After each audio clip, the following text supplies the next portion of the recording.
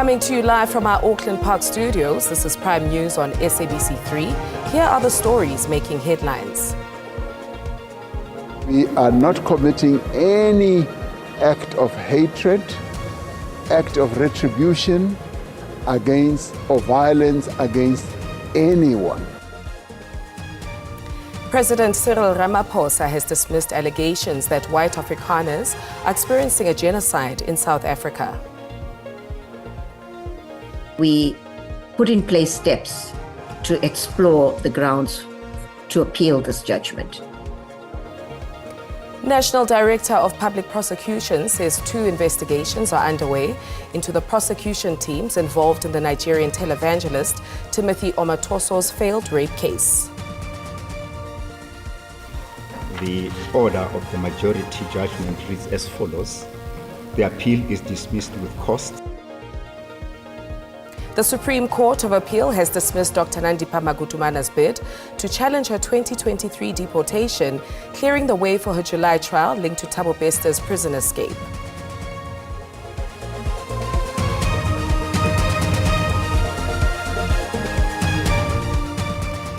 It's Friday night and we're bringing you the top stories of the day. Welcome to Prime News on 3. I am Beki Mutumomolete. Let's take a look at what's making headlines tonight.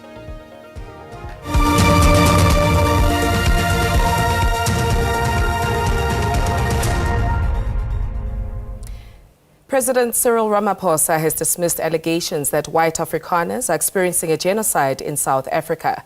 Speaking on the sidelines of the ANC in the Northern Cape's PEC induction program, Ramaphosa shared his views about his trip to the United States of America next week. President Cyril Ramaphosa did not mince his words, pushing back against disinformation that is being spread by those who are seeking refugee status in the United States of America. We are not committing any act of hatred, act of retribution against or violence against anyone who is a citizen, even if they are not citizens of our country. We are not made that way. Ramaphosa also shared his thoughts on his upcoming trip to the U.S. We've got a number of issues to discuss.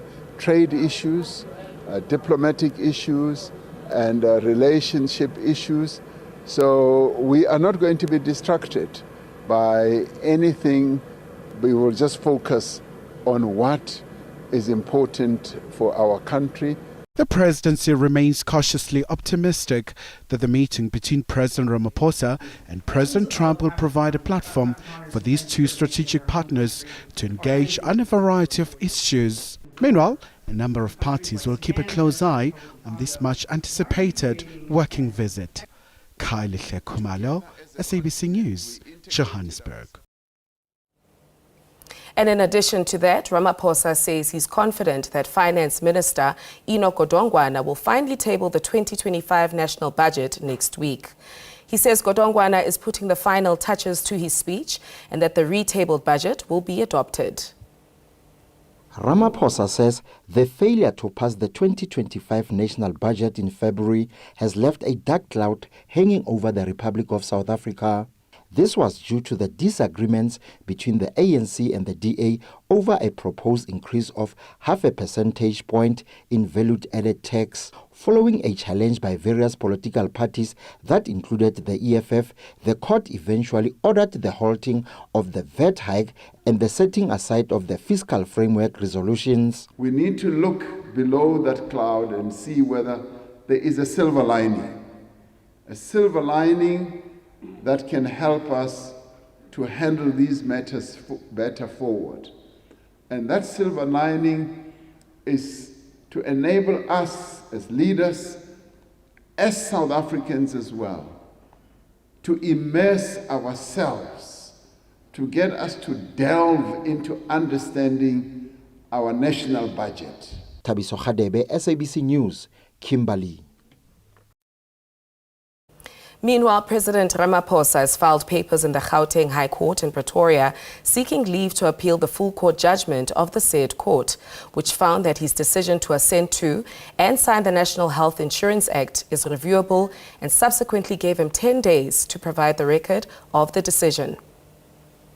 That judgment forms part of an ongoing battle to review the president's decision to sign and agree to the NHI Act, led by the Board of Healthcare Funders, who took the matter to the High Court, arguing that the court has jurisdiction and has called upon it to adjudicate the legality and rationality of the president's decision. The president, in his latest bid, lists numerous grounds for leave to appeal, including that the full court, in its decision, erred in failing to take into account the breadth of discretion enjoyed by the president.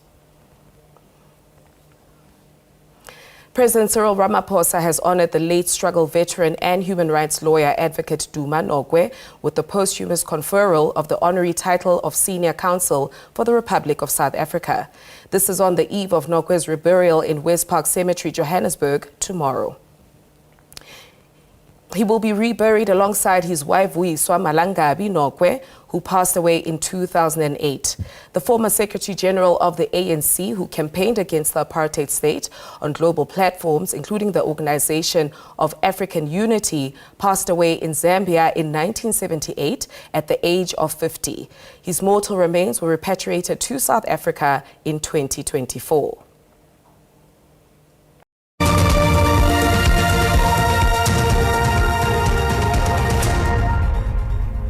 Welcome back.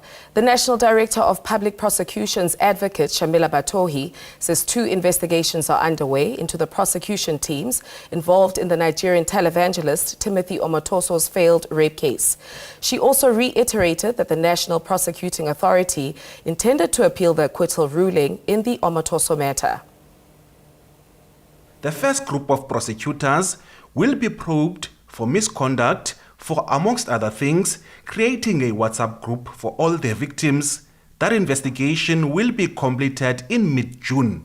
The examination of the second group of prosecutors relates to observations by the court that they conducted poor cross-examination. That investigation will be completed at the end of this month. The scope of that investigation has been extended to focus on the entire prosecution team. And if the investigation confirms any possible misconduct, the matters will be referred to the NPA's Office of Ethics and Accountability. They bungled this matter. I must say I would be disappointed because this is a group that I trusted. This is a group that has experience. The NPA wants Judge Emma Skuman to provide factual clarifications on her judgment before launching an appeal on legal principles. The reason why we also got senior counsel involved, which we don't normally do in cases, is that given the criticism that was leveled against the prosecutors in this case, we thought it was really important in order to protect the integrity of the process. Batohi says she hopes that this case will not deter other victims from reporting GBV and rape cases in the future. Ulelani Philip, SABC News, Parliament. Dr. Nandipha Magudumana has suffered yet another legal blow as the Supreme Court of Appeal dismissed her application to nullify her arrest in Tanzania. Magudumana approached the SCA to reverse the decision of the Free State High Court, which also dismissed her application to nullify her arrest on the basis that she had consented to be brought back to the country. Magudumana has suffered another legal setback as her attempt to nullify her arrest failed at the Supreme Court of Appeal. This after the Free State High Court came to the same conclusion in June 2023. The order of the majority judgment reads as follows. The appeal is dismissed with costs, including the cost of 2 counsel, where so employed.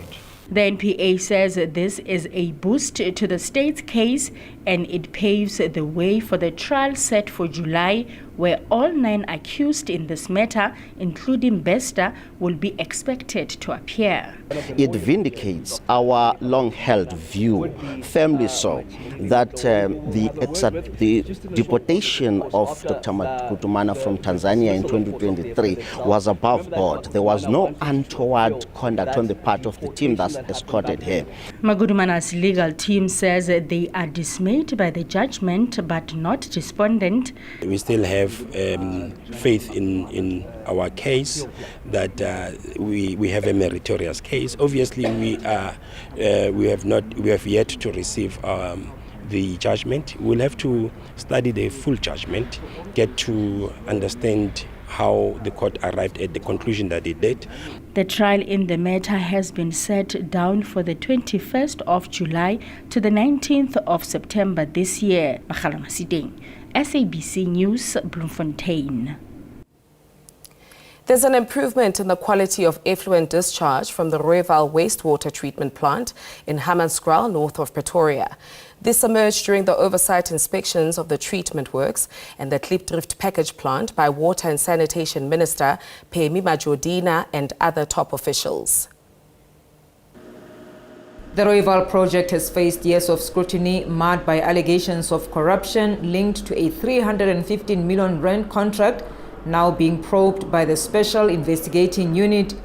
The plant was not properly treating sewage before releasing almost 300 million litres of effluent into the Apis River daily.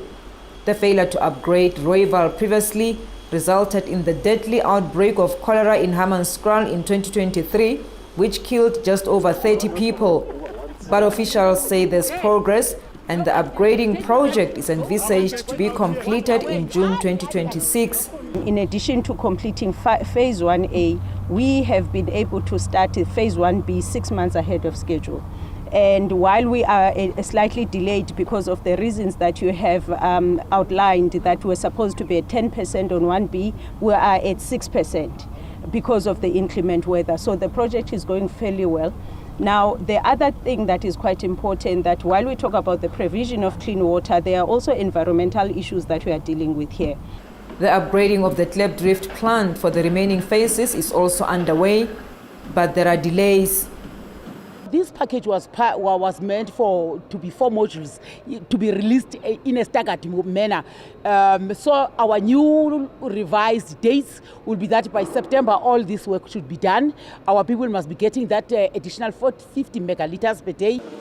The package plant consists of 4 modules which will contribute 12.5 megalitres of treated water a day to the distribution system for the residents of Hammanskraal. Mulimwane Mutu, SABC News, Hammanskraal.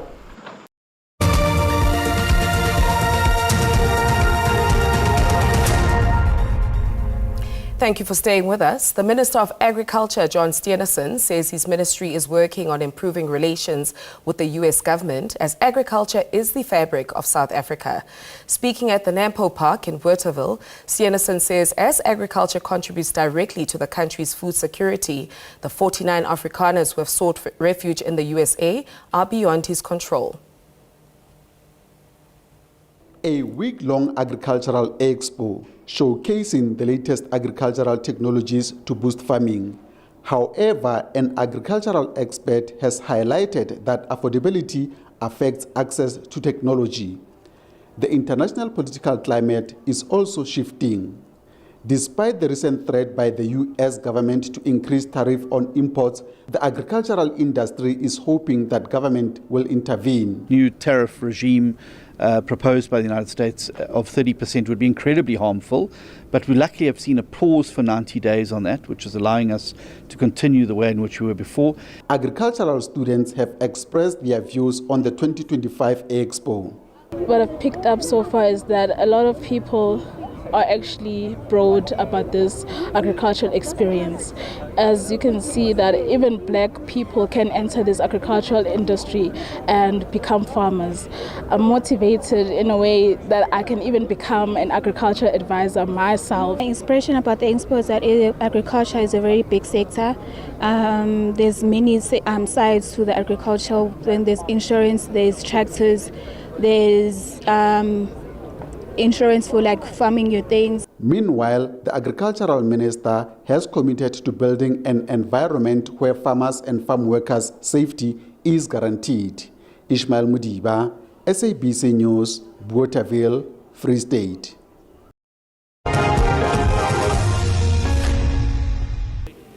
Family and friends of the late former Springbok Cornell Hendris are still struggling to come to terms with his death. Hendris died on Wednesday evening, aged 37, after suffering a heart attack. In 2014, Hendris played in his Test debut and he went on to earn 12 caps for the Springboks, scoring 5 tries. Colonel Hendris was well respected and deeply loved by many people in Wellington in the Boerland where he grew up. His story of hard work and determination, which led him to become a Springbok, is inspiring future generations of rugby players who also want to play for the Springboks one day. His family says they are saddened by his death. It come so suddenly and so soon, too soon to be said. And he was so strong and so healthy, except for what had happened. The high school that Hendris attended has described his death as a great loss to the Wellington community. Cornell was a great ambassador for Wellington. He's a person that likes to give with an open hand. And his rugby put Wellington on the map and the schools where he attended.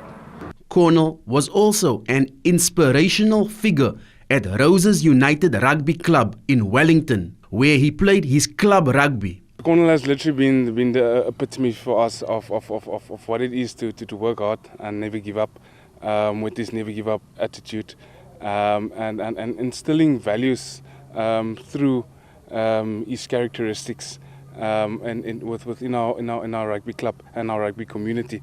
Corbin August, SABC News, Wellington in the Boerland.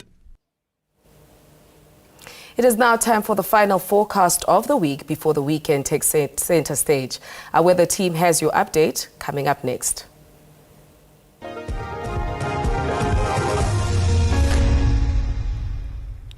Thank you very much and a very warm welcome to the weather desk. Now let's take a quick look at what to expect in our weather details for the rest of this evening. Clear conditions can be expected over the western to central parts of the country, but as we move into the eastern provinces, cloudy conditions expected over KwaZulu-Natal, Mpumalanga, going into Limpopo, Gauteng, as well as parts of the northwest.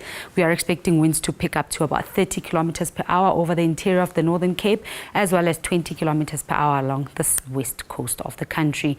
Tomorrow, mostly cloudy conditions for most parts of the country, all the way from the west stretching into the central, northern and southern parts of the country, but parts of KwaZulu-Natal, Mpumalanga, as well as the eastern parts of the Free State can expect clear and sunny skies.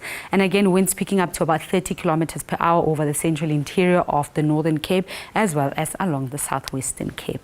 Coastline overnight temperatures are expected to remain fairly cold for most parts of the country, dropping to a minimum of 4 over Bethlehem, 6 in Bloemfontein, 9 here in Johannesburg overnight, 10 in Pretoria, Messina 15. Similar conditions can be expected in Palabora along the east coast, 17 overnight in Durban, 14 in Gqeberha, 13 in Cape Town, Worcester with an overnight of 9 degrees. Sutherland will remain fairly cold overnight with a minimum of 4, and Uppington reaching a minimum of 7 degrees Celsius. Tomorrow we are expecting those temperatures to warm up quite significantly, especially over the northeastern parts of the country. Maximum of 28 in Messina can be expected, 29 in Palabora.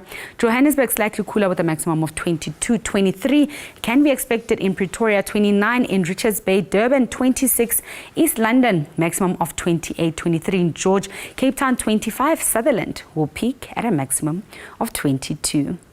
That's all from the weather desk.